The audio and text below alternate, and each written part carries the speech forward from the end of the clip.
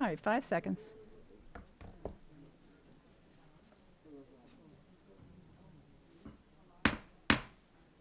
Good evening, everyone, and welcome to the Orange County School Board's regularly scheduled meeting for Tuesday, April 13th, 2021. Thank you so much for being with us tonight. All members of the board are here in person, and it's delighted to have everybody back in the chambers.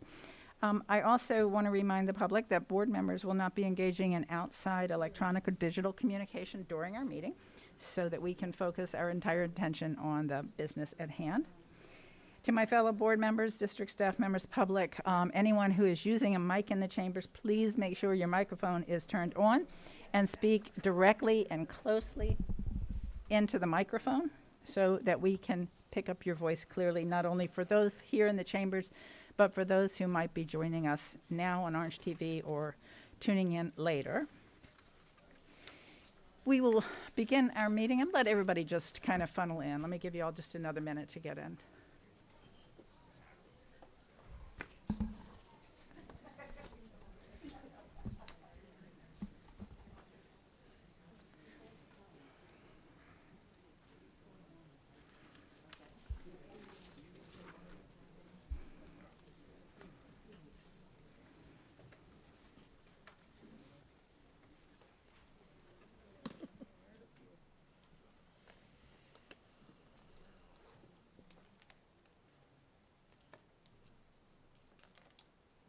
All right, folks, don't be bashful. We're trying to keep our distance, but spread out a little bit. We're almost got everybody seated, and then we'll go ahead and get started. All right, we are going to, in a moment, we will have a moment of silence in the Pledge of Allegiance. But before I do that, let me call on Member Castor-Dental to make some remarks. Thank you, Madam Chair. One of our family members at OCPS passed away on Saturday, Dr. Amy Fillmore. She served in OCPS for 40 years as a teacher, assistant principal, and program specialist. She educated students at Hungerford High and Elementary, so she goes back. Brookshire and Rock Lake Elementary. She provided leadership as an assistant principal at Killarney and Lovell Elementary Schools and as a principal at Wheatley Elementary. She shared her expertise of Title I as a program specialist in the East Learning Community and Central Learning Community before she retired. And she was a proud union member of the Orange County Classroom Teachers Association, the Florida Teaching Profession, and the National Education Association. And she also received the Orange County and State Human Relations and Education Award and was awarded the Teacher of the Year at Brookshire in 1985. And she and her husband, Leroy, they were always together. And he is also a retired educator. And she was very involved at Hungerford Elementary and in Eatonville, and she will be missed. She was a very sweet and dear person. So with that. All right, so let's remember her and her family in our thoughts as we rise for a moment of silence. Thank you.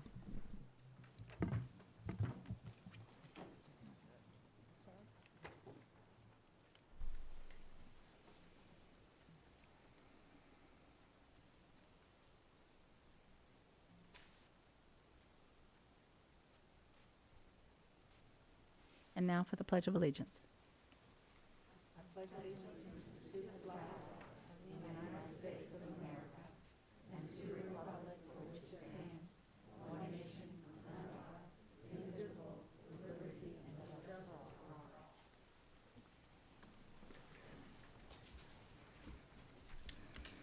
all. All right, at this time, I would like to recognize District 6 School Board Member Dr. Castor-Dental for a special resignation. Oh dear, don't you dare.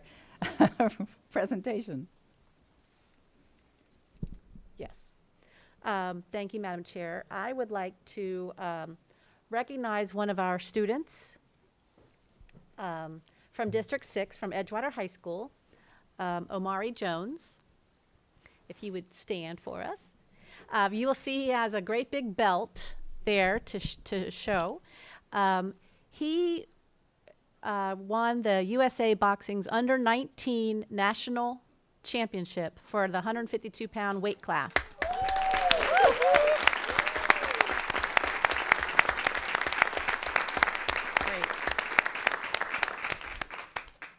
He earned his title 2 weeks ago at the national championships in Louisiana. His success makes him eligible to train to qualify for the 2024 Summer Olympics. I know.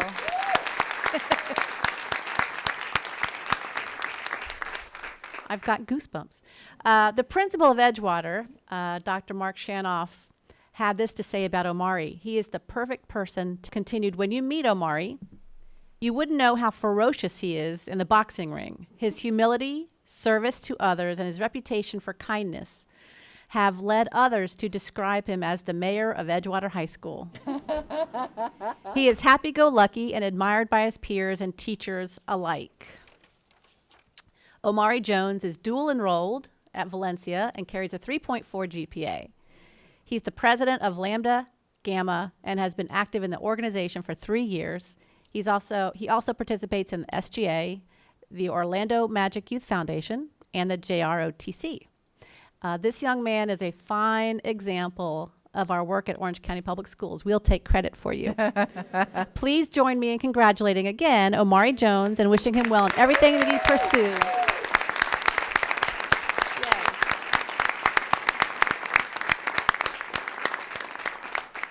Oh, thank wanna you add for that. Go ahead, Member Felder. You have to chime in. Thank you. I am so proud of Omari. I remember when I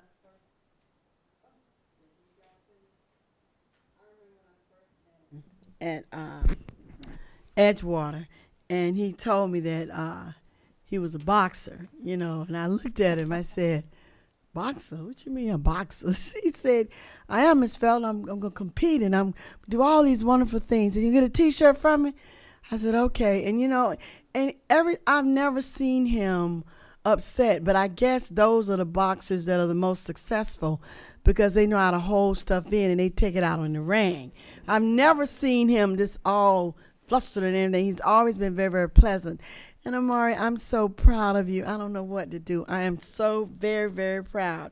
And your parents are here, are they? Please stand. Yeah, thank you. Thank you.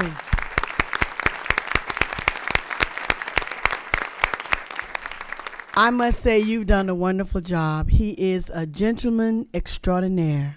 Thank you so much. Member Felder, thank you for sharing that. I have to tell you, though, when you talk Yeah, about... I don't know. Who is that? Who is with you? Oh, Malcolm, stand up. He's a sponsor of Lambda, of the fraternity's group of guys.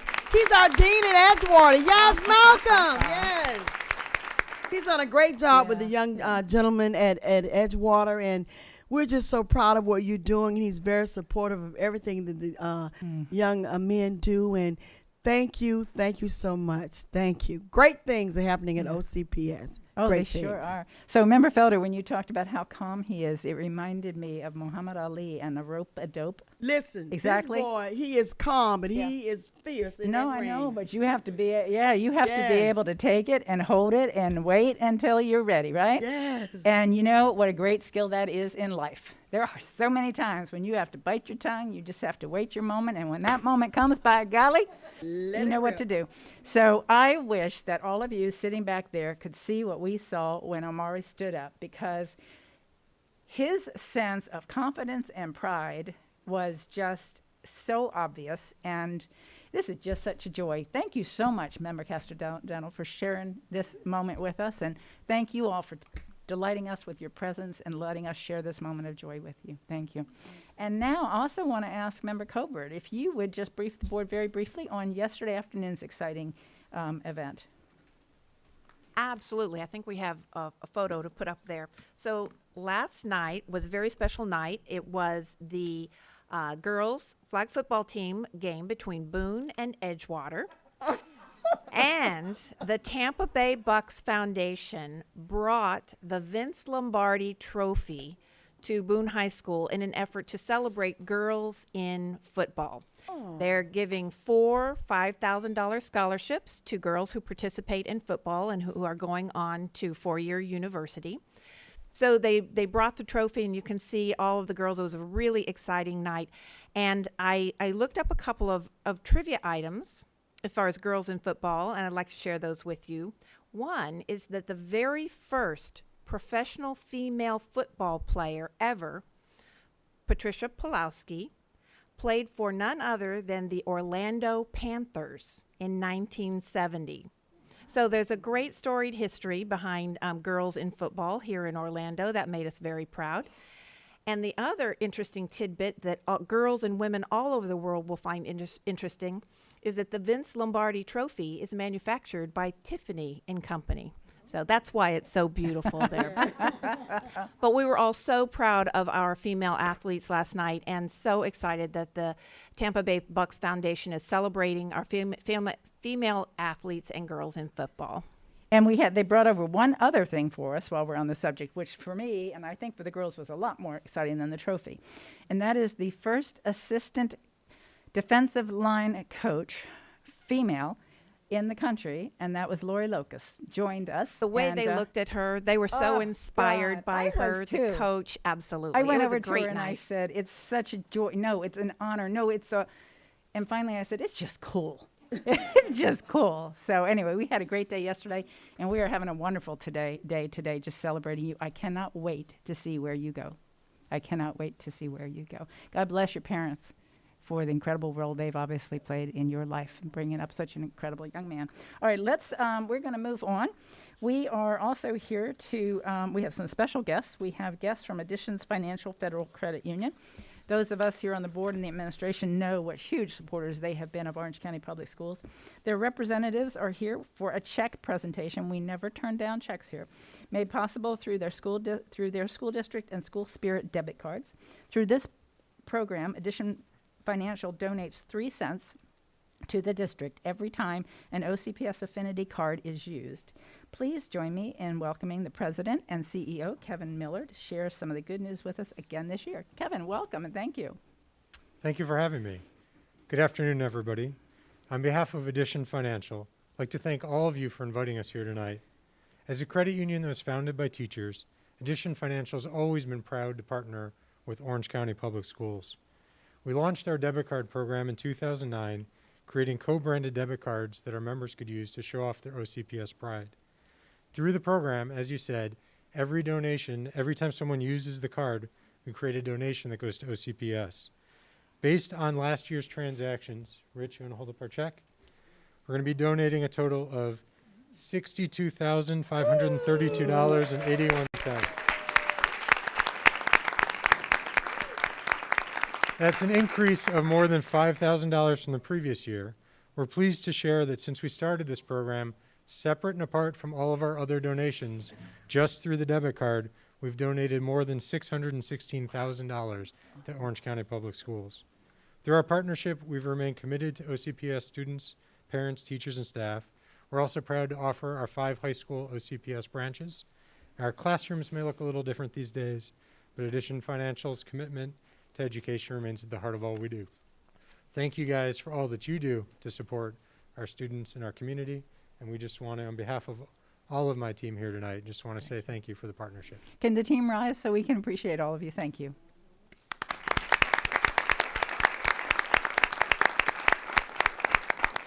Well, thank you so much. You know there is always a need in Orange County Public Schools, and $600,000 since you started is quite a remarkable accomplishment. Thank you.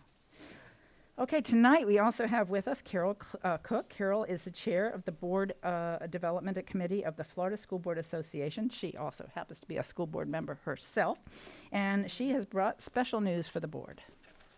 And I'm glad you made it over here because I understand you had a board meeting this afternoon. Yes, it started early this morning and continued on well into the afternoon. Madam Chair, board members, Dr. Jenkins and staff, Florida School Boards Association offers a lot of services to its members, one of which is professional development.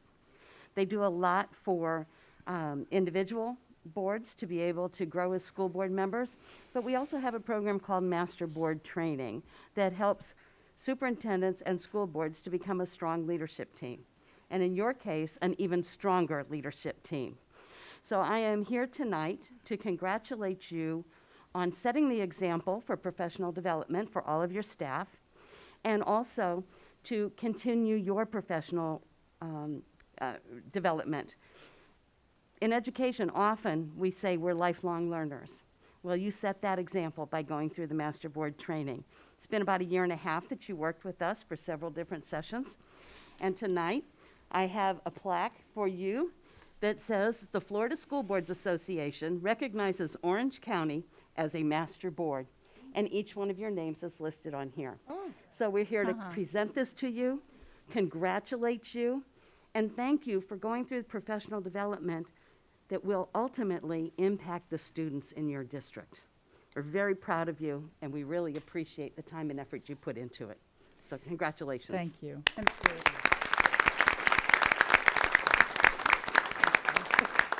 And Carol, let me take this moment to thank the Florida School Board Association for the very, very impactful role that they play with school boards across the state of Florida. I know we all look forward to and value the time that we spend anytime we have an opportunity to come together.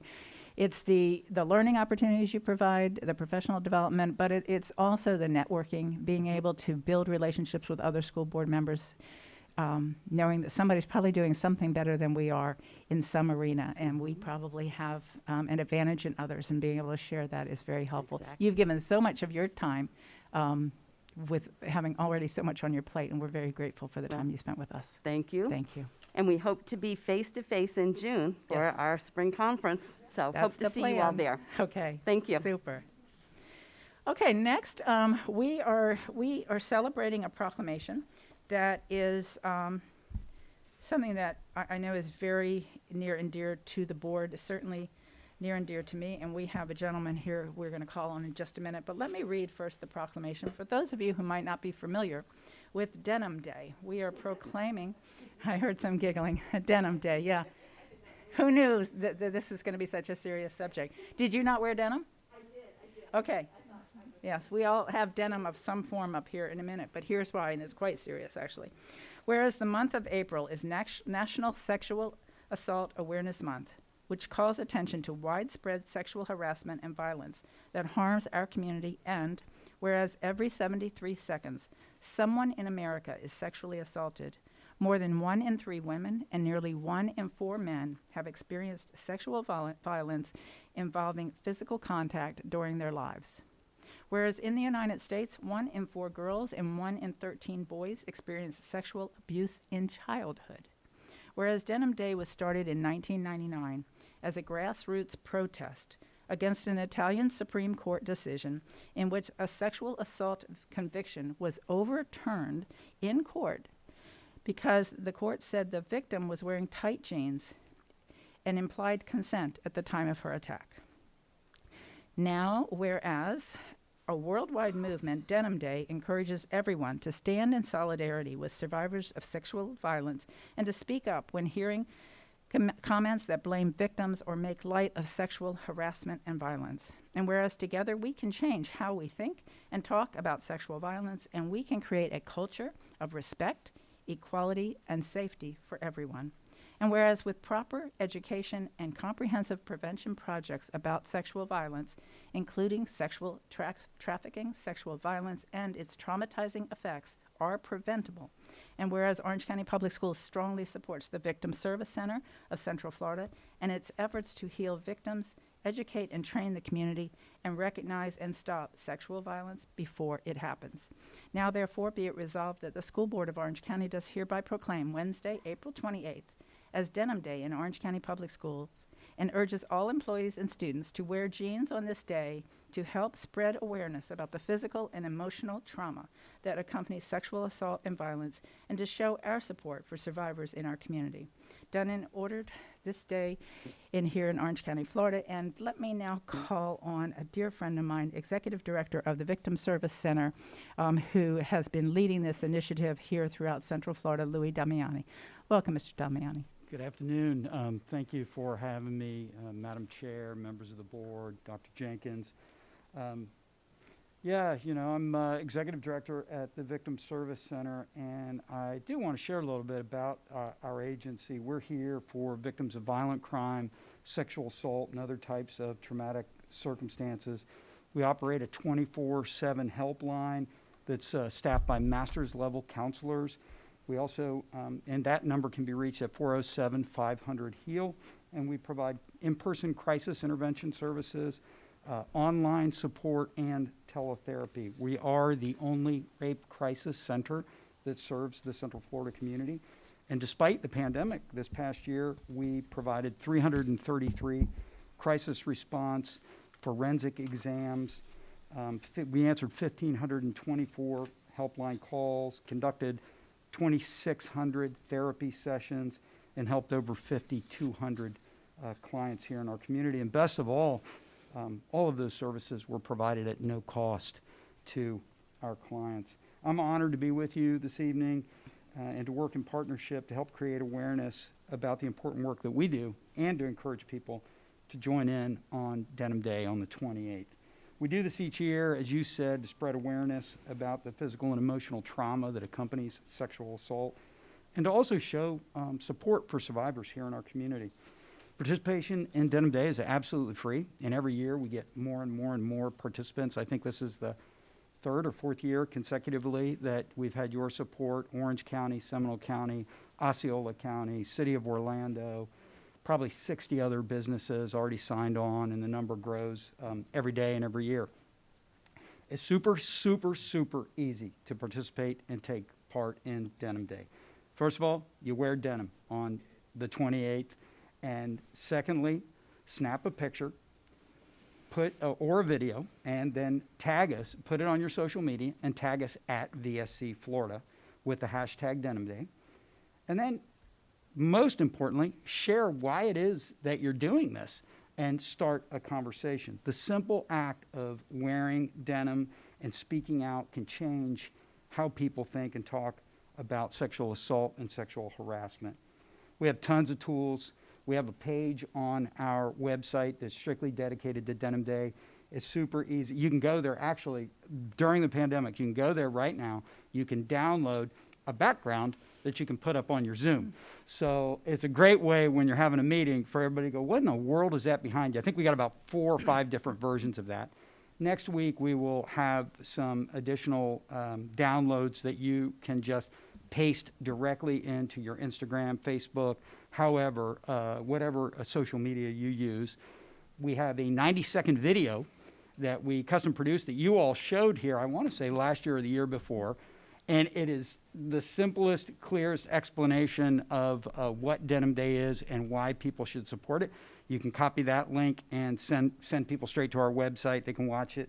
And there's flyers as well that you can download and do your own self-promotion. So it just takes an army, and I appreciate having the partnership with OCPS and helping develop more champions and ambassadors for us to really move the bar, normalize the conversation about sexual violence. Just 4 years ago or 6 years ago when we started this initiative, I couldn't even get in front of a group and say things like rape and sexual assault. And here we are today with just about every local entity supporting this cause and really trying to take one day, set it aside, and make a difference. And I just see all the jeans and everybody wearing it. I've been dying to break this thing out. I've had it for about a year.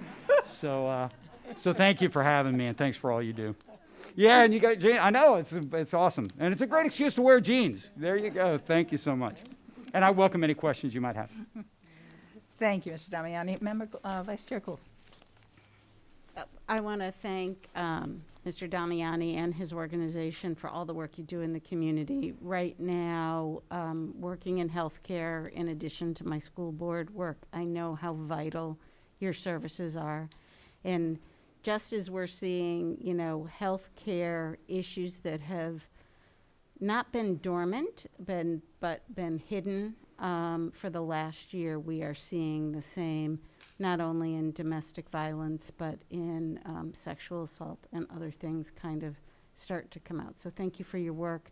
It's a pleasure to support what you do and to be such a great partner. It's an honor. And are we at liberty to share what else we're working on? So we have this year we received a grant to fund a position we knew we were underserving the black population, and so we received a grant to open a satellite office, and we're in the process, and it looks like it's going to happen later this summer, where we will be we'll be opening a satellite within the Shepherd's Hope facility in the Winter Garden area, and expressly to help to serve the black community. So it's exciting times for us, but if we certainly encourage anyone to become a champion and advocate and help us connect to survivors here in our community. Thank you. Thank you, Mr. Damiani. Godspeed. All right, Dr. Jenkins, do we have any newly appointed administrators to recognize?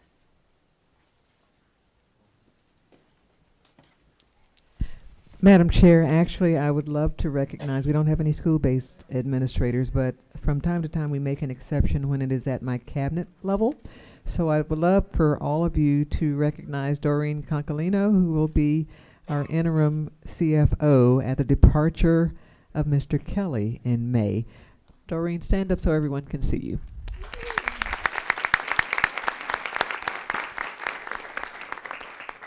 A brave woman. Rick Collins will also be assisting us. You'll see him around from time to time as well. That's it, Madam Chair. Wonderful. Well, it will be wonderful to spend more time with both of them. We will miss Mr. Kelly. I don't know if he's here in the chambers. There he is. We're going to miss him dearly, but yeah. Hopefully he won't be too much of a stranger. That's my challenge when he gets bored in about a year from now. Maybe we'll put him to work in some capacity. It would be awfully nice not to lose his expertise. Let's then move to the agenda. Dr. Jenkins, are there any changes to the agenda? There is one change. We need to move from the personnel agenda, item 501, employee titled initials EMA, to non-consent agenda item 1703. All right, thank you. Chair finds cause to amend the agenda as requested by the superintendent. Is there a motion to amend the agenda? So moved. Motion by Member Colbert. Is there a second?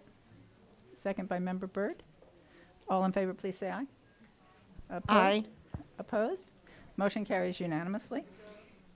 And is there a motion to adopt the amended agenda? Motion by Vice Chair. Is there a second? Second by Member Lopez. All in favor of the motion to adopt the amended agenda, please say aye. Aye. Opposed? Motion carries unanimously. Okay. I'm going to ask if we have any public comments before we take action on the consent agenda. Let me mention, because I do see we have a number of cards regarding item 501 from OSPA representatives. I do want to mention, I really respect and appreciate the pre-agenda meeting comments that we had from OSPA and their recognition of the need to avoid what could be perceived as trying to bargain here at our meetings. So I will just reiterate that we welcome your input, but we have to refrain from engaging in bargaining activities. That needs to take place at the table where the bargaining teams meet. So with that said, we are about to take up the consent agenda. I believe that the items that you wish to speak on are on consent. So before we take any action on consent, let me call on the members of OSPA that are here to discuss or to provide input. And I have H.B. Stivers. Madam Chair, I believe that's the item that we're going to move to 17.03. I'm sorry. I thought you said 503. 501? 501, right? Thank you. All right. And then I believe we do have a speaker request for 801. We do. All right. So thank you for clarifying, because I didn't see 503. Thank you. We have Ms. Kirby wishes to speak to item 801. Ms. Kirby, it's great to see you. Hi. Hi. Good evening, Madam Chair, Superintendent Jenkins, school board members, Jones alum, Vicki Felder. Hello. So I'm here to speak about renaming or naming the Jones High Media Center after Ronald O. Rogers. Ronald O. Rogers loved Jones High School. As a member of the graduating class in 1969, Mr. Rogers never stopped his dedication to the Tiger community, because as you know, we bleed orange and green. So, so we are here to ask approval to name the Media Center after Ronald O. Rogers. Here with me tonight, either in person or online, we have Belvin Perry, David Brewer, Linward Carter, Reginald Whitehead from the 100 Black Men, and Ron Rogers' family wants to be represented, Dr. Janice Choice, Dr. Jeresia Choice, his niece, and Deborah Rogers. So some reasons why. He was a founding member of the 100 Black Men of Greater Orlando, and he spearheaded Project Success. So if you don't know about Project Success, it is different than a lot of scholarship programs in that it gets students in 9th grade and follows them all the way through to adulthood. Something that struck me, our band director, Jamal Nicholas, he graduated from Jones. He was valedictorian. He went to, got his education, came back to be the band director. He was a Project Success student. And he was teaching at Jones, and now he's working on his doctorate. And so he had been at Jones for years, and it was hard for him to leave, and hopefully he'll be back, but he's working on his doctorate now. The 100 Black Men said, you know what, you're going to get your doctorate, we're going to give you $5,000 a year just for that, even though he had been out of Project Success. So that to me tells me that they not only look at them as freshmen, that they're caring for them throughout the years. So I have a quote, you guys don't know this, from Kenny Roll, a Project Success and graduate of class of 2019. I asked him to tell me why, I'm speaking to the board and what should I say about Ron Rogers. So this is from Kenneth Roll, the second. He said, tonight culminates the life of someone who has truly dedicated their life to Jones High School community. Mr. Rogers' proactive measures not only turned the trajectory of Jones High School around, but also helped jumpstart the collegiate careers of many students who might not have gone if his vision of Project Success was never fulfilled. He always stressed the mottos, what they see is what they'll be, and real men and women doing real work. May his legacy continue to live on by the renaming of the Jones High School Media Center for all Tigers to learn about a true Renaissance man, and that was Ronald O. Rogers. So not only with Project Success, 100 Black Men also has given lots of technology labs that have impacted all students. Mr. Rogers has met with HBCU leaders to form paths for all Jones students to attend college, and he's basically an ambassador to the world to speak about the great Jones High School, because there's lots of people who can speak on that, but he was a true ambassador. Our historical society is where our Jones Museum is, and so we think the Media Center is a perfect place. Jones buildings, they're named after legends. We have the Barbara Burns Academic Building, the David Brewer Cafeteria, and of course the James Chief Wilson PAC. So we humbly submit our request for the Jones High Media Center to be named after Ronald O. Rogers. Thank you. Thank you. Let me ask, as we have some distinguished guests with us, anyone else want to make any comments? Okay, all right, thank you. You made a compelling case. I am guaranteeing, I've never done this before in 20 years of public service, but I'm guaranteeing that you have this vote. You want to make a few comments? Or you want to wait until after we vote?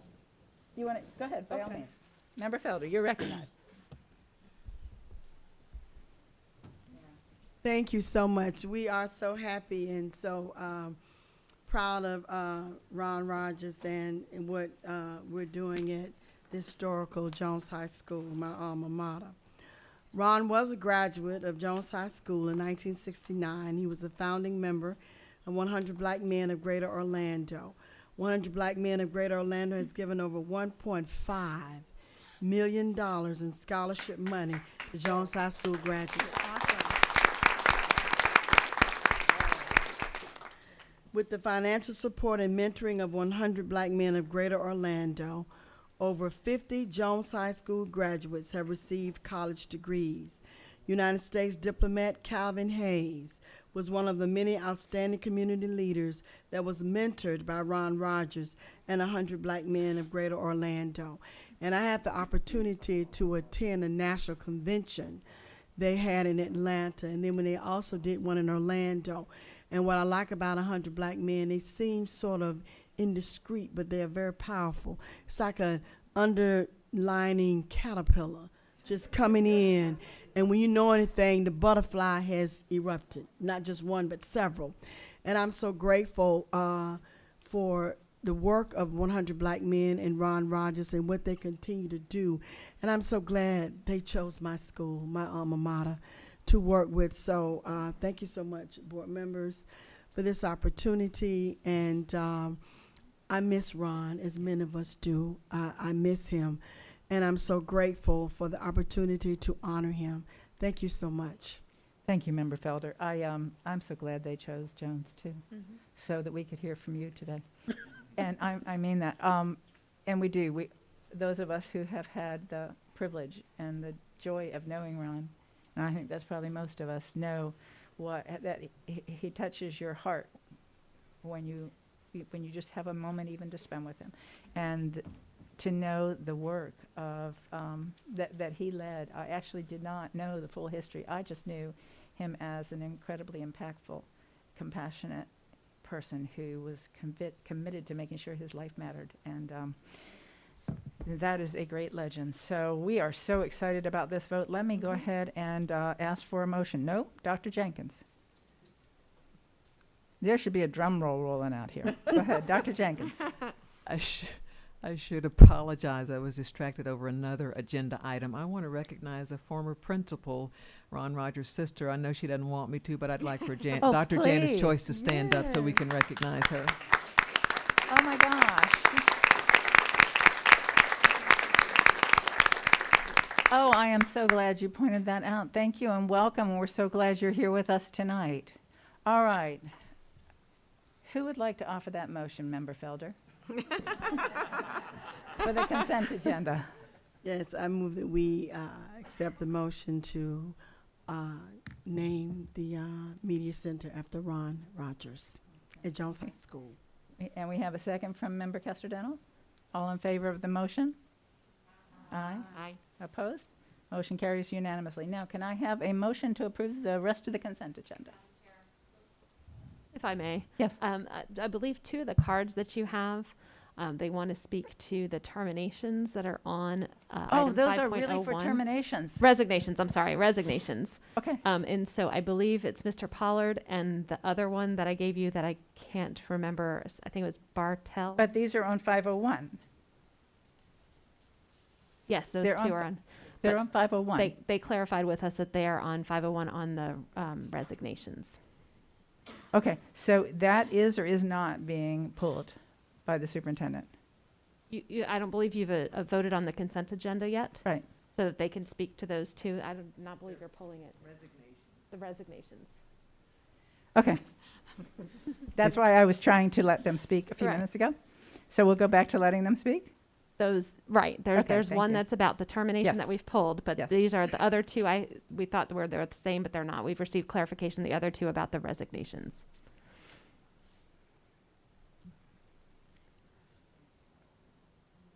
So those who want to speak to the resignations can speak now? Yes. Okay, and it appeared to me that that was H.B. Stivers, correct or not correct? He's on the last one we pulled. He is, okay, I was hard to me to I tell know. because when I saw, okay. And I can't Who's remember here the to names. speak to the resignations? Help me out, folks. I believe it's Mr. Okay. Pollard and Okay, other- Mr. Pollard, if you'd come forward, and the nice woman waving her hand at me, if you'll come forward next and you can give your name for us, thank you. And I am so sorry for this confusion. Mr. Pollard, you're recognized, sir, thank you. No problem. There's been a lot of confusion. Why I want to speak to the resignations, Ron Pollard, 1869 Emerald Cove Boulevard, Popka, Florida, 32712. Why I wanted to speak to the resignations as OSPA president is because the reason there's so many resignations during this time, and you're having to try to find a way to fill positions, is because we're not keeping up with the competition for our employees. They're finding employment elsewhere. Disney's opened back up. They're opening back up. So I wanted to make that point clear that that is one of the reasons we're having so many resignations. We got to treat them better, period. I yield my time. Thank you, sir.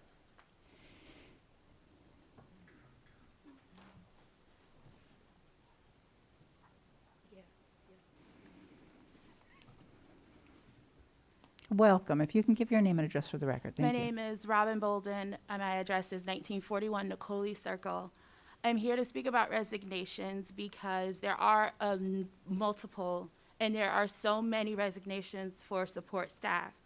I will tell you that in my position as OSPA and being a leader within my school, I am hearing more and more people of color considering resignation and have resigned because of their treatment at work. And I want to stand here before you all to let you all know that you have the representation of people of color in our schools, to see our food service people working so hard to fill those backpacks up at the end of every single day with food is important.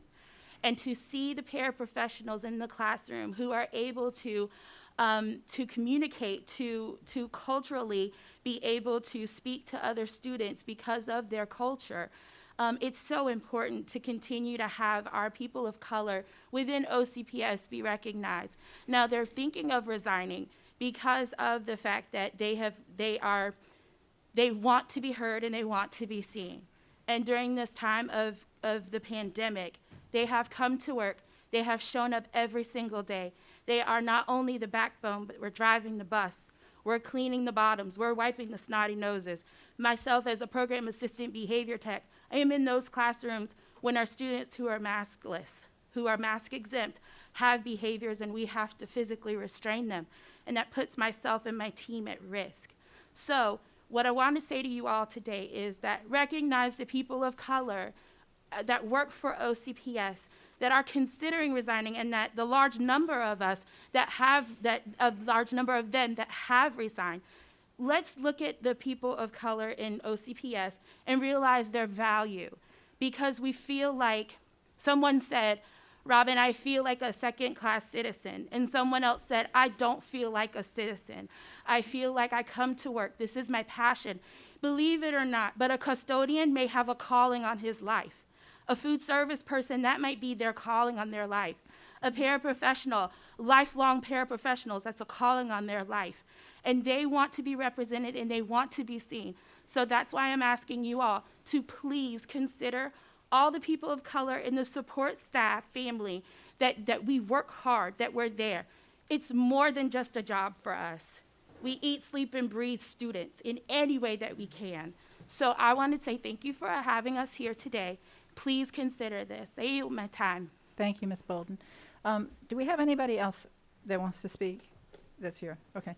Ms. Bolden, I don't think you were here a little earlier, and I appreciate very much your comments, and I words are hollow, and I know that, but I still have to share with you how much this board understands that OCPS cannot function without you. We cannot function without our bus drivers. We cannot function without every employee, every classified member. Every student that graduates is a function of what you have poured into this school, whether you're touching those students in person or you're not, and many of you are every day. But even if you're not, you are a critical part. We know that, and we decided during the pre-agenda meeting, one of the things we always ask the legislature for every year is the ability to have flexibility about how we spend the money that we receive. We are going to ask the governor to expand his bonus that he is recommending for teachers to include all of our classified employees. I want to be cautious in letting you know that we do not have a lot of weight, and we don't usually get a response from the governor, unfortunately. But we're going to give it our best shot, and I would urge you and everyone here to share your concerns about the needs of all of our employees to be paid a livable salary, a competitive salary, in order to continue to follow your passion and your dream to support our students here in OCPS. And with that, I will now entertain a motion on the consent agenda. I don't think we have one yet. Is there a motion to approve the consent agenda? Member So Gallo. moved. Motion by Member Gallo. Is there a second? Second. Seconded by Member Byrd. All in favor, please say aye. Aye. Opposed? Motion carries unanimously. It is time, at least, for a mini celebration for the naming.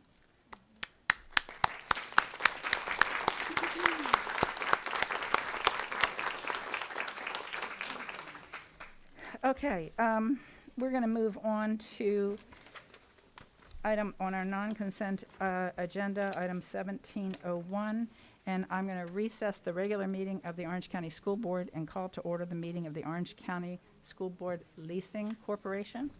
The first item on our agenda is the approval of the minutes for the School Board Leasing Corporation dated March 9th, 2021. Is there a motion to approve the minutes? Motion by Member Colbert. Member Gould. Oh my gosh, my ears are messing with me. Exactly, Member Vice Chair Gould. Is there a second? Member Colbert. Motion by Vice Chair Gould, seconded by Member Colbert. All in favor, please say aye. Opposed? Motion carries unanimously. And the next item on our agenda is to consider the resolution authorizing the sale of the taxable refunding certificates in an aggregate principal amount not to exceed $160,250,000 to advance refund the refunded Series 2015C certificates and $85,750,000 to advance refund the refunded Series 2015D certificates and authorizing the execution of related documents in connection therewith. Mr. Kelly did inform me that he's seeking our authorization. They are not necessarily going to pull the trigger on this at this moment, but they do need to know that when the market is right, that they have our authorization. So is there a motion?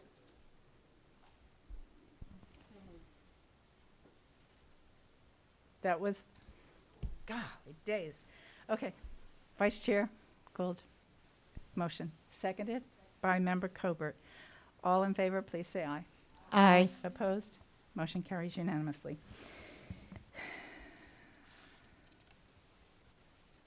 All right, with no further business to address, I'm adjourning the meeting of the Orange County School Board Leasing Corporation, reconvening the regular meeting of the Orange County School Board. We're now on item 1702, request approval of the School Board of Orange County to select a name for School 43E SE2. Dr. Jenkins, you're recognized. Good evening, Madam Chair, board members, and Superintendent Jenkins. So it's an honor to come before you this evening to present a resolution to request approval of the school board to select a name for 43ESE2, school opening 21-22. According to School Board Policy FF, the superintendent shall present 3 recommended names based on the input of the school's community stakeholders for the school to review. The name of the school is selected by the school board.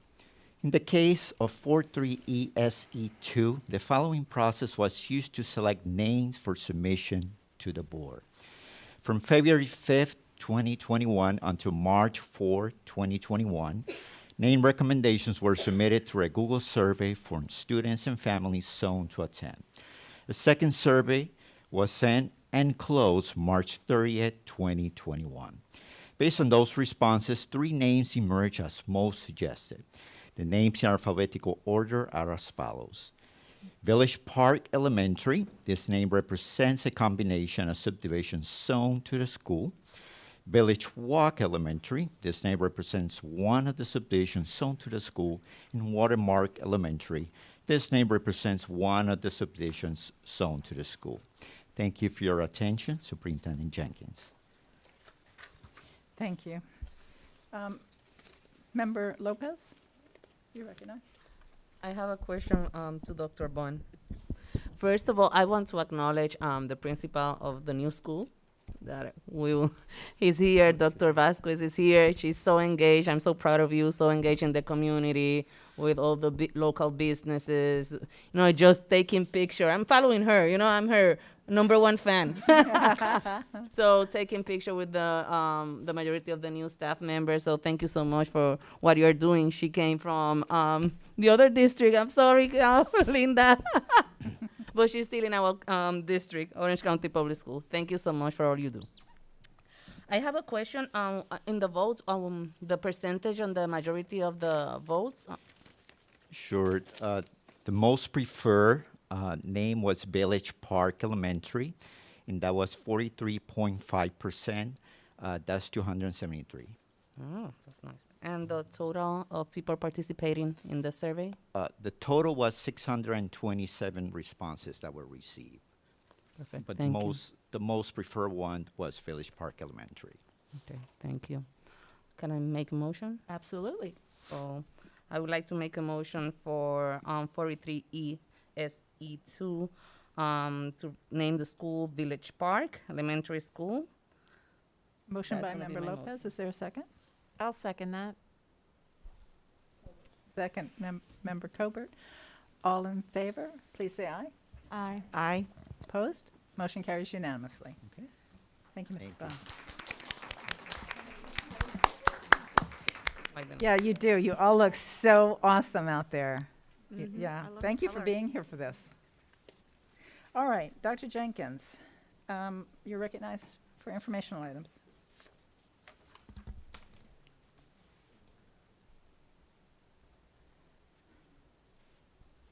Madam Chair, 1703 is for that employee that was pulled from That's the right. consent I agenda. apologize. Mr. Associate Palmerini. General Counsel, Mr. Palmerini. Mr. Palmerini, you're recognized, sir. Thank you, Madam Chair, members of the board. Can you hear me? Yes, sir. Well, Okay. kind of. Not really. I mean, we can, but I don't think anybody else can. So let's, I'll go he's down double one layer. masked. Does that sound better? Much better, thank you. Okay. Sorry, I'm doing the double masking thing, so I'm Yes. down to one. So this is a case involving employee AEM. He is a transportation services employee. He's been employed since October of 2018. The case that we are describing here today arises out of an incident on January 6th, 2021.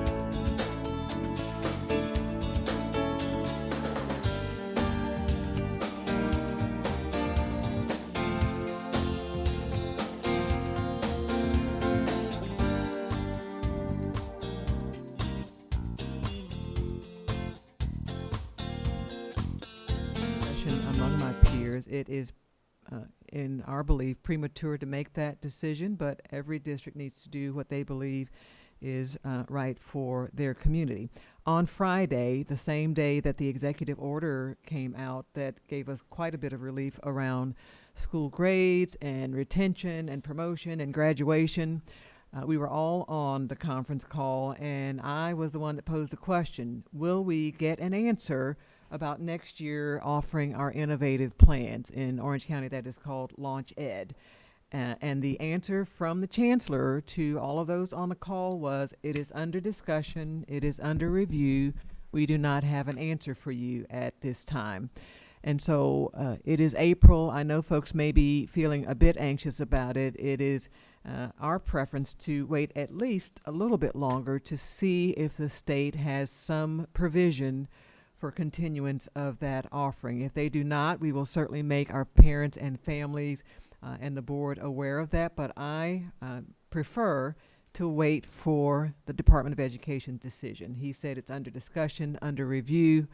I will call again to say, should we expect an answer next week, but wanted this community to know and the board to know, I really don't feel comfortable prematurely making an announcement, because then the Department of Education could actually come up with a provision or some exception for offering our Launch Ed at Home program. What some districts are saying is we don't think they will, and so parents need to know now there's only OCVS, Orange County Virtual School, or Florida Virtual, or the face-to-face. I just think it's premature. I'd like to wait a little bit longer for their determination. Secondly, wanted to note that we are in full speed ahead plans for our graduations. Wanted to relieve board members and give a general impression of what is to be expected. So while there may be a small contingency on the stage, there will be no standing and shaking of hands. And so, I understand folks may see individuals, a neighbor, a friend, someone wants to grab you and hug you. So even if you were standing and saying we're not shaking hands, there would still be the temptation of some contact with students. And so we want to, with the Florida Department of Health, be extremely careful. Want to reassure you this may help inform your attire as well, that you will not be standing as the students come across the stage. Anyone on the platform will be seated the entire time until you get stand up to convey the diploma and the graduation. And at that time is when board members might make a few brief comments as well. We're down to about 45 minutes, so there will not be lots of adults speaking during the graduation, but certainly as you're conveying, you have an opportunity to say a personal greeting as well. And thirdly, our next strategic plan update will give you a larger, more robust outline of summer school, but I do want to assure you we are excited about what we're going to offer for our young people. Schools are in touch with families and students who need to be with us for summer, June or July, whatever is appropriate for those individuals. But we are not calling it anything other than a fun acceleration enrichment camp. It is to be fun. I don't want anyone to think it's going to be dull. We have art and music and other activities available for our young people. We need to get the word out because we're still trying to gather some of those who we desperately need to be with us this summer. That it's going to be a fun enrichment/acceleration camp for our young people. We will have, as our strategic plan update the next time that we're together, a more robust description for you, but we are in the works. Schools are hard at work. Teachers are making plans. Central office are making plans for summer school. Anyone who has been contacted by their school means we desperately need them to participate in our enrichment acceleration fun camps. We will bring you more next board meeting, Madam Chair. Thank you. Vice Chair Gould? Yes, Superintendent, a couple of things in follow-up. I'll work backwards. Student speeches will still happen at the graduations? I'm glad you asked that.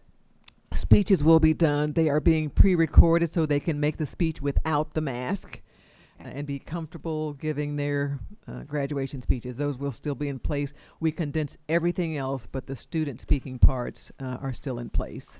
Okay, awesome. And on the more innovative approach, is there room in our OCVS model to be able to have like a launched ed style track and implement something like that? Because especially at the high school level, it works very well in some cases. It's not made for everything, but So I'm glad you asked that. We've been looking at creative ways. Kind of need to know what's going to be allowable and what will be struck down by the higher court before we get too far out on a limb. A couple of things are extremely of interest to us. One is, can we still have the capacity for students? I believe it was Board Member Cobert that mentioned this to me. Can we still have the capacity for students when they are out ill or need to be out for a single day? Member Byrd mentioned this as well. Can we still have the capacity for those students attending via our digital platform? We have that capacity now. We hate to give it up. And so we'd like to see if we can still do that. Secondly, and again, we've just been brainstorming because we don't know what's going to be allowed yet, but could we potentially, at the elementary level, if there are enough students who want to be OCVS students, can you still plant that teacher at the school so there's still a tether, a connection to the school for those students? Now, Member Gould, what's problematic about that is if you don't have enough to make up a class, then you lose that connection. Keep in mind the difference between Orange County Virtual School and our Launch Ed program is that notion of asynchronous versus synchronous learning. So OCVS, they are not online with their teacher at the same time and all engaged. They're doing their projects, they're doing their modules, they're touching base and checking in with their teacher, but they are not on the same time schedule. So if the state does away with Launch Ed, the next best thing we might be able to creatively do is say, you're with Orange County Virtual School, but there are enough of you at Wolf Lake Elementary School to actually comprise one full class, and that teacher might actually be at the school where she can periodically touch base with the families. Those are the kind of creative things we're thinking about. Just too early to commit to them because we don't know what will be outlawed and what will be allowed. Sure. Well, thank you for that. I've had a lot of feedback and from students and parents that have used both, and some actually like OCVS better because of that flexibility in their own time, but others like that engagement, but like the same flexibility of being able to work remotely, and it's worked really well for them. So the more we can maintain some of the lemonade we get out of this lemon, that would be terrific. Thank you. Thank you, Member Gould. Great questions. Let me turn then to Ms. Enville. Nothing? Okay. Member Gallo, committee report.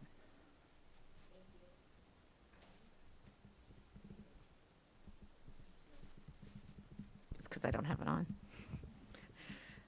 Then thank you, Madam Chair. So I just wanted to give a brief legislative report. We met today to discuss how the legislative session was going, things that were happening. We talked about the emergency order, and we just wanted to make sure that we were in line to get us through the last 3 weeks of session. We are down to the last 3 weeks. It was discussed, we feel like the budget will probably drop at the end of next week. They'll start budgeting, conferencing. There was a lot of discussion about Senate Bill 86, which I believe Member Byrd's going to be bringing up in a minute. But that's in conforming language, so we feel like that might be done behind closed doors, decision to that. But one of the things that I wanted to bring up here to the board to see if we can get consensus on today is in the waiver, the federal waiver that was submitted to the Department, U.S. Department of Education. This Orange County School Board was listed as one of, there's only 4 school boards I think listed. We were listed as one that sent a letter requiring that they submit the waiver in support of the waiver. So I wanted to see if we could possibly write a very short, succinct thank you letter to the commissioner for following through on what we asked for. We felt that it's important, the committee felt that it's important that in these times that we offer thanks when our voices are heard. So I just wanted to that was one of the things I wanted to bring up and see if we can get consensus on. Absolutely. Let me just check with the board. I'm sure we all agree. It is always appropriate and well advised to respond with accolades. So we will do that immediately. Thank you. And Madam Chair? And send chocolate? Chocolate. Covered strawberries. I thought maybe honey. Oh, I'm hearing strawberries. No, we will definitely get a letter out to the commissioner. Okay, thank you. Thank And you. the other thing that I wanted to mention is the bill that pertained to school board salaries has now been turned into a term limit bill, and it's going to be heard in committee tomorrow. Alert just came out from FSBA. It's also been added, and I'm hoping that General Counsel can weigh in on this. It's also been added to a charter school bill, which is not a joint resolution, and I'm not certain that that's legal because it has to go to the ballot. So I'm not certain how they're doing that, but it's now in two different bills, and it term limits for 8 years. If you were elected prior to 2022, you can still serve 8 years after your next election. But it did turn into a term limit bill, so I just want to make everybody aware of that change. Thank you. Kind of. Vice Chair? Oh, that was before. I'm sorry. Member Colbert. I just wanted to add my voice to Member Gallo's comments, thanking the commissioner for that. I think is very important. It's just positive reinforcement. You all know that we always hear the negative and very rarely hear that you did a good job. So in this instance, the department did the right thing and did what we had all advocated and lobbied for. So I think it's important to add that positive reinforcement. And the second comment, one of the things we talked about at the meeting today was how effective we thought the letters that the chair sent to parents were on the accountability issue. That we need all of your voices alongside ours to make this happen for children. And it did. And so to then send the letter out to parents, so I, as a parent, received that letter, and I thought it was very powerful that said, we all work together. This is what happened. It's good for children. So we really liked that.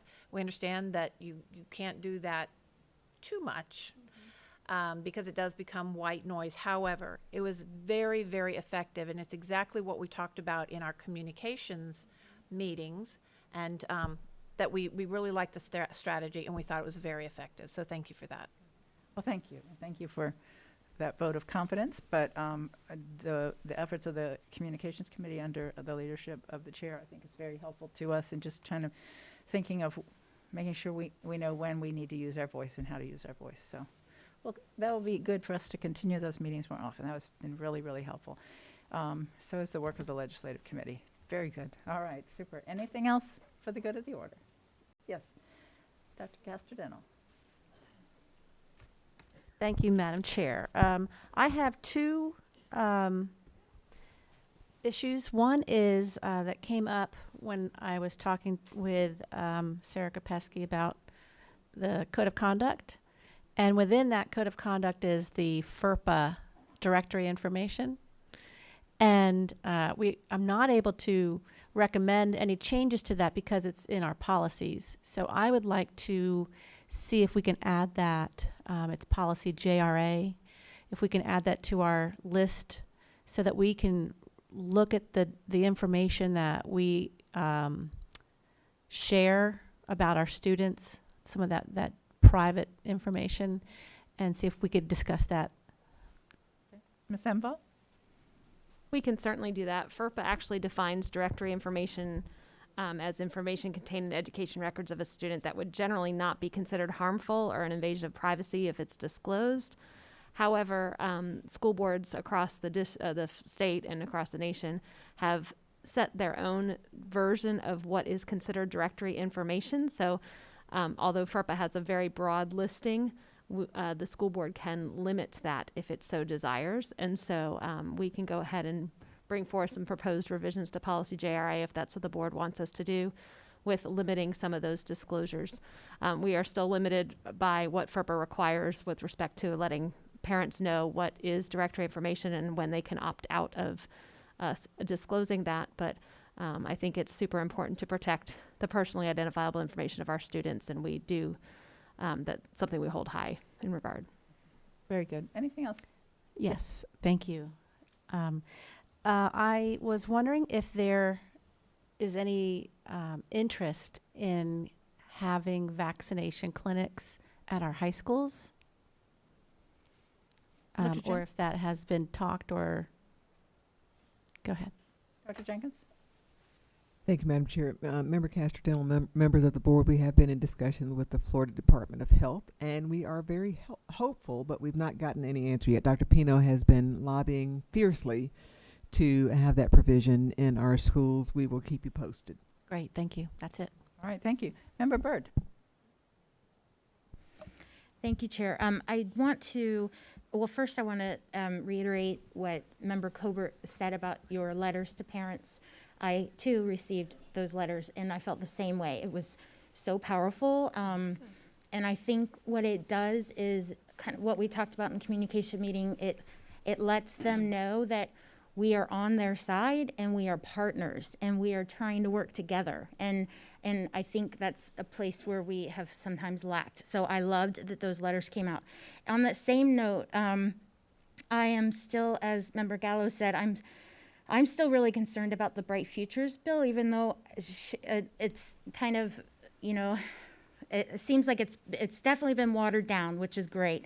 But there is still language in there that is eliminating the guaranteed 75 or 100% Bright Futures funding. That's what they're trying to take out, and they're trying to make it where it is dependent on the yearly budget.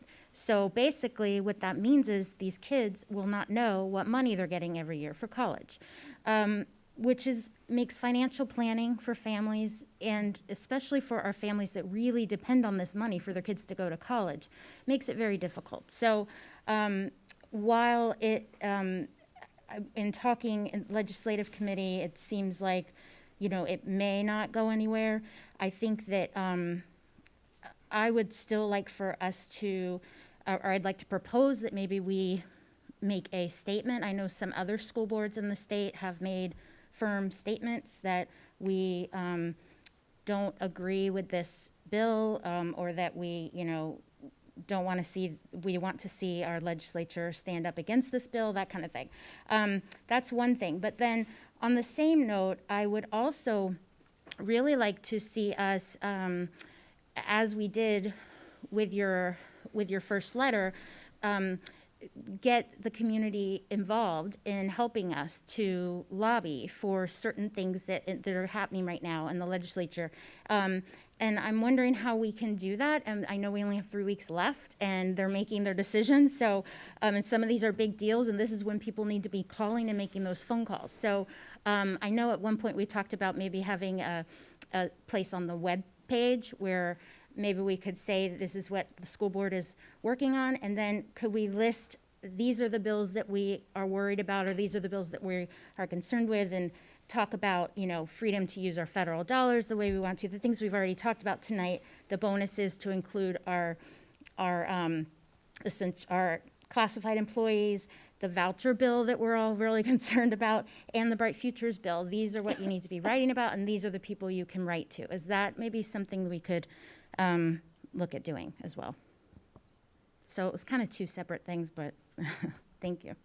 So, yeah, the first was issuing some sort of a statement, a resolution, or something from the board, which we could certainly bring a resolution back to the board. I'm going to come back to the question, and I always go back to Ms. Gallo on this, is from a time standpoint, it will be 2 weeks before we as a board would be voting on that resolution. So that would seem to be late. Yeah, so as I stated, I believe that the language is going to be put in the conforming language because that's where it is in the House, and so they have to marry it up. So it's going to be done in budget conferencing. Budget conferencing will begin at the end of next week.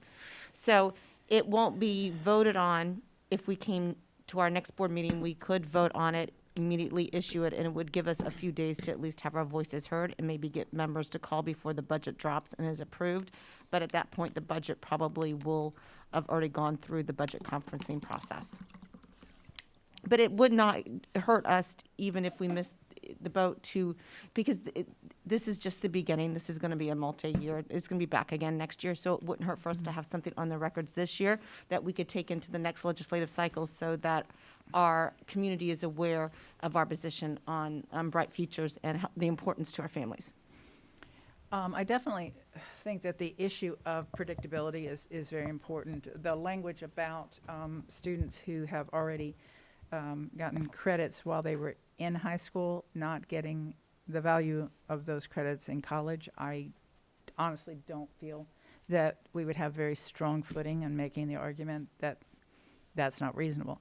So I do want to be kind of cautious when we take the white noise. I also want to be a little cautious about us sounding like white noise, but I do agree with you. It's very helpful for parents. They're urging their kids, you know, keep your grades up. My kids knew, God, keep your grades up. I have 4 kids, putting 4 kids through college. Keep your grades up because that's going to make a difference. And to not know from year to year, I think, is a very compelling argument. So we can wait until Dr. Jenkins.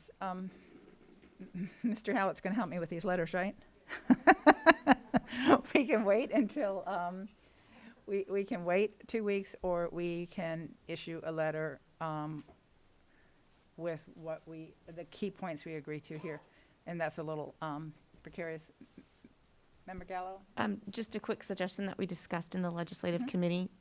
Actually, it was around communications, but just using our own separate voices via our own social media to get the word out now, and even maybe have an OCPS retweet some of our messages that we're in support of Bright Future as it stands, and not to change it. Why we're working on the resolution, that would give us the immediacy that we need as we work towards a more permanent solution. Okay. Yeah, that's an excellent middle ground approach, absolutely. In terms of putting something on the website, Dr. Jenkins, maybe we can talk about that offline. The one thing I think we always need to remember, we can do that, but we have to remember that that's relying on somebody to go to our website and happen to see it. And it's obviously it's better than not having that message there. And then that balancing act between sending out too many messages. So I think that there's a place for that spot on the website, but if it's something really urgent, obviously we'll need to push the message out rather than wait for them to come in. Does that answer your question? So I think Dr. Jenkins and I will look at what we can put on the website in terms of the key legislative issues that we're currently focused on following, that they might want to be interested, that they might want to tune into, and we can have a link there that would give them more information. Back to Member Byrd, and then I'll go to Member Gould. Member Byrd? Thank you, Chair. Yeah, and maybe there's room for more creative ideas, and social media would be another great place. I don't know how that works with the board. Like if you as the chair made a post about these are the bills we're following, this is what we need you to do. We need you to contact these people. Could we share that on our social media? I don't know if we can. I don't know. This is a sunshine question. I think you're asking for that. That's just retweeting. That should be fine. Okay, so maybe even that would be a good way to get it out. You know, I mean, I don't know. Yeah, that's a good point. Vice Chair? Before I ask the other question I was going to ask, I would suggest that comes from Scott to all of us so that we don't ever risk sunshine and cross-pollination of comments and things, so that each comes individually, but our message is consistent. And what's that bill number again? I know we talked about 86. Thank you. Too long ago. Thank you. Okay. I have one more suggestion. Member Gallo? Sorry. Just one more suggestion for the, and we didn't discuss this in the legislative committee, and that's my fault. But as a board, when we look at our platform, currently Bright Futures isn't listed as a platform item for us, so maybe we want to consider putting it as a platform, as a priority for our board, that preservation of Bright Futures. That might also accomplish what we need in lieu of a resolution. It would allow our members to know how important it is to us, that we're making it a priority, and we're giving our staff and our wonderful lobbyists up in Tallahassee the authority to speak to it when they're up in Tallahassee. So that's another thought as well. I agree with you. I was thinking the same thing, that they really don't have the board's direction on that issue, even though we were discussing it. Is there any problem with us in this forum, since we've already convened and we posted this meeting, to give direction to Mr. Howitt and his legislative team to add that to our agenda for this year? Dr. Jenkins? Okay. Okay, so we will include that as part of our legislative priorities. And are we all in agreement that the primary focus is that there should be predictability for parents in terms of the benefits derived from the Bright Futures? Okay. Yes. All right, super. All right, that's done. I'm sorry. Dr. Jenkins? Are we talking about amending this year's platform? Yes, ma'am. Yes. Okay. Yeah. We have consensus for that. And just so I'm clear, preserving bright futures as it is? Well, the primary goal, because they may be making some tweaks to it. For instance, if a student is getting some of their credits while they're still in high school and they're not paying for it, one of the things the legislature is trying to take away is not giving them the full amount of credits they would need for college when they've already received some of those credits without having to pay for them. That was something, is that still in there? They took that out, They took Madam that Chair. out? They, Okay. it's been totally gutted. The only Okay. thing left is Okay. the predictability that Member Byrd mentioned. Oh, okay, then that's fine. I just didn't want to spend a lot of time arguing over paying for something twice and then weakening our credibility. So we're all on the same page. Okay? And thank goodness we record this. All right, good. Anything else? All right, excellent. Okay. We done? No further business? I can't believe it. All right, this meeting is now adjourned. Thank you.